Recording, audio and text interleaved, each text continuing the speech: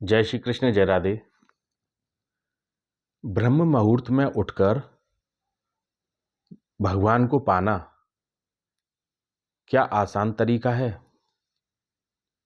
आइए जानते हैं। ब्रह्म मुहूर्त क्या होता है? वो मुहूर्त, वो समय जो हम डेडिकेटेड करते हैं, समर्पित करते हैं ब्रह्म के लिए, अर्थात रात्रि से भोर होने के बीच का समय, रात में 3 बजे से 5 बजे तक का समय, जब आप सोते हैं 3 बजे से 5 बजे का समय, वो ब्रह्म मुहूर्त में आता है। उसे आप सुबह बोल सकते हैं, ब्रह्म मुहूर्त।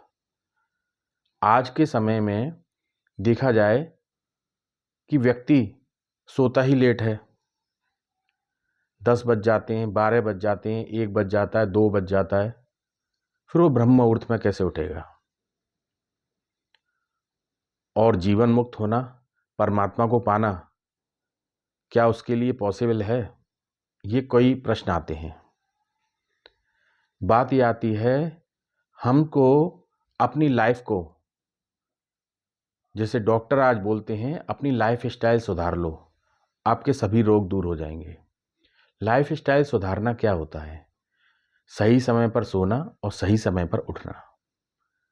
सबसे उत्तम समय होता है सोने का रात्रि 10 बजे। हम रात्रि में 10 बजे तक सो जाएं और सोने के बाद प्रातः 3 बजे उठ जाएं। आप रात्रि भी बोल सकते हैं। 3 बजे उठ जाएं। 3 से 5 का समय ब्रह्म मुहूर्त का होता है।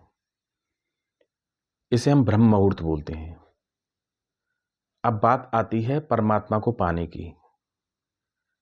जो व्यक्ति रात्रि में 3 से 5 के बीच में उठता है, अर्थात ब्रह्म मुहूर्त में उठता है, ये 3 से 5 का समय वो समय है जिस समय दैवीय शक्तियां, आध्यात्मिक और कॉस्मिक एनर्जी का वास होता है। दैवीय शक्तियां विचरण कर रही होती हैं, अव्यक्त संत विचरण कर रहे होते हैं, कॉस्मिक एनर्जी का वास होता है, शांति और पीस का माहौल होता है। उस समय कोई व्यक्ति अफर्मेट और मैनिफेस्ट करता है, स्मरण करता है प्रभु का, तो उस मैनिफेस्टेशन, अफर्मेशन और प्रभु के ध्यान से वो जो चीज़ जो महीनों में मिलनी थी, वो जो चीज़ परमात्मा को प्राप्त करने वाला यदि किसी की चाहत है, तो वो कुछ दिनों में ही संभव हो सकता है।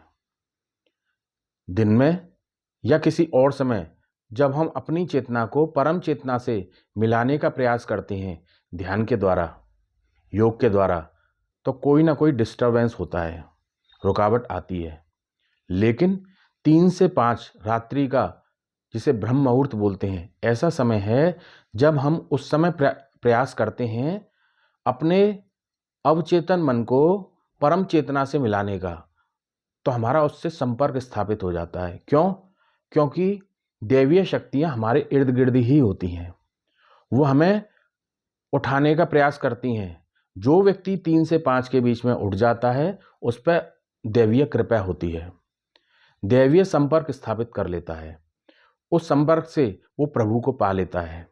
उसके समझ में आ जाता है, मेरा इस जीवन लेने का उद्देश्य क्या है, मैं कौन हूँ, मैं क्या हूँ, और जीवन पाने का मेरा क्या उद्देश्य है, उसके समझ में आ जाता है।